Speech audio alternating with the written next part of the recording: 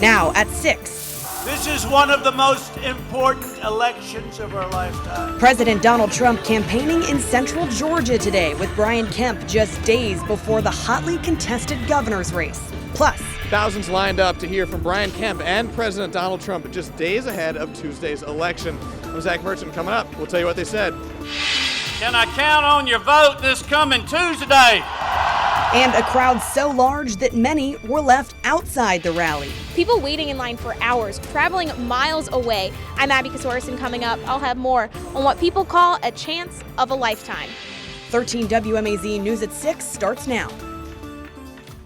President Donald Trump just wrapped up his campaign speech in support of Brian Kemp about 30 minutes ago at the Middle Georgia Regional Airport. Kemp is, of course, the Republican candidate for Georgia governor running against Democrat Stacey Abrams. President Trump spoke to a crowd of thousands for about an hour, covering topics from immigration to the economy and Brian Kemp. He will keep your jobs and wages rising, which is what's happening. He will provide great schools and health care for your loved ones. And he will keep your family safe. So important. Brian will always stand behind our military, and he has. He will stand behind our vets. More importantly, he loves our vets. He talks to me about the vets. He's always behind our police and our law enforcement, and he will never let anything bad happen to our Second Amendment, which, believe me, is under siege. Now we have team coverage tonight. This race for governor is coming down to the wire, and both candidates are bringing in big names to fire up their supporters. Our Zach Merchant was inside the rally today where President Donald Trump stumped Republican candidate Brian Kemp. We join him now live. Zach? Yeah, Chelsea, former President Barack Obama was in Atlanta on Friday throwing his support behind Democratic nominee for governor Stacey Abrams. And today, President Donald Trump was in Macon throwing his weight behind Brian Kemp's campaign. Now, today's rally was all about getting out the vote. The president, in his speech to supporters, talked about hot-button issues like immigration and health care, and he touted the nation's historic job growth. Trump then said Brian Kemp would keep Georgia's economy growing and help the state's students. Kemp thanked the president for his endorsement. He told the crowd what some of his priorities would be in office, then pushed his supporters to get to the polls on Tuesday. Take a listen. As governor, I will invest in public education and give our hard-working teachers a pay raise.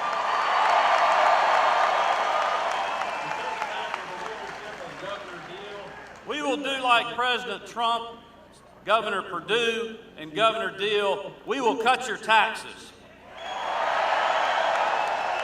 We will lower your health care premiums. And I will protect, as Governor Perdue and Governor Deal has done before me, I will protect the Hope Scholarship for our own children right here in Georgia. If you will spend the next few days in these precious hours that we have left rallying the troops, if you will work from sunup to sundown on November the 6th, we can build a wall. A big, red, beautiful wall around the state of Georgia to knock that blue wave down.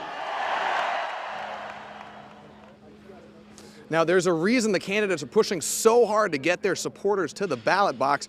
Almost every poll shows this race in a dead heat where every vote really could make the difference. Live in Macon, Zach Merchant, 13 WMAZ News. All right, thank you, Zach. And thousands of people attended today's rally at the hangar, which President Trump made note of.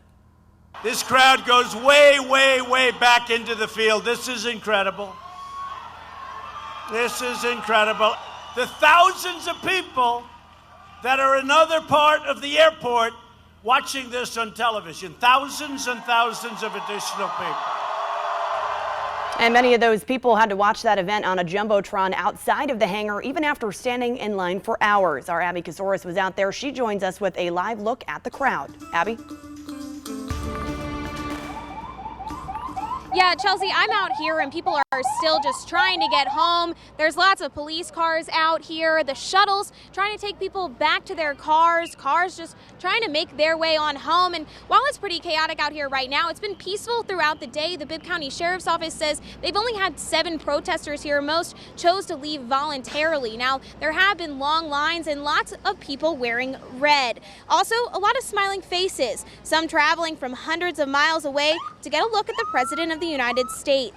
Crystal Ward was taking her daughter to the rally. She says she was glad to give her daughter the experience of seeing the president. Cousins Parker Jost and Logan Parker say they drove from Athens, Georgia, waiting 3 hours in line, but the thought of seeing the president left them speechless. Pretty impressive. It'd be unbelievable. I don't even have the words. Don't have the words. Are there words? It's very educational for the kids. It's the first time I've ever had the opportunity to do this, so I just think it's great that our young kids need to know that this is their community, this is their world. They need to vote, they need to be a part of it. Those are still out here trying to take people from the event.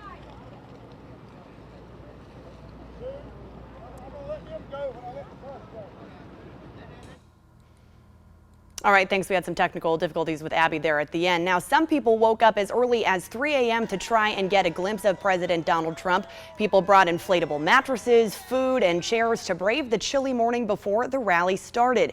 Supporters for Trump and Kemp stood in line cheering "Make America Great Again" and talking to one another about Tuesday's upcoming election. Marquise Wallace and Janet Price came from Metro Atlanta to support President Trump and say their reason for coming out is to keep Georgia a red state.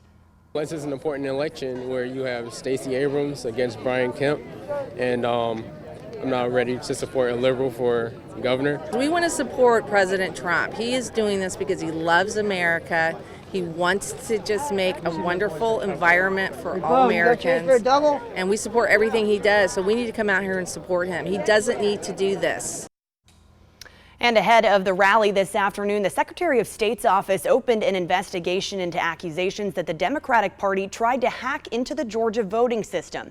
In a statement, the office of Brian Kemp, who's the current Secretary of State and Republican nominee for governor, said the investigation was launched on Saturday afternoon after their legal team learned about failed efforts to breach the online voter registration system. The Democratic Party quickly responded to the allegations, stating in part that this is, quote, another example of why he cannot be trusted and should not be overseeing an election in which he is also a candidate for governor. And Democratic candidate for governor Stacey Abrams appeared on CNN's State of the Union this morning to talk about the close race. Abrams had her own response to the allegations against her party. This is a desperate attempt on the part of my opponent to distract people from the fact that 2 different federal judges found him derelict in his duties and have forced him to allow absentee ballots to be counted and those who are being held captive by the exact match system to be allowed to vote. He is desperate to turn the conversation away from his failures, from his refusal to honor his commitments, and from the fact that he is part of a nationwide system of voter suppression that will not work in this election, because we're going to outwork him, we're going to outvote him, and we are going to win. Now, Abrams will spend the next few days traveling across the state on the Our Chance, Our Choice, Our Georgia bus tour. It stopped in Augusta today and will go to several other cities before she makes her way to Atlanta for Election Day.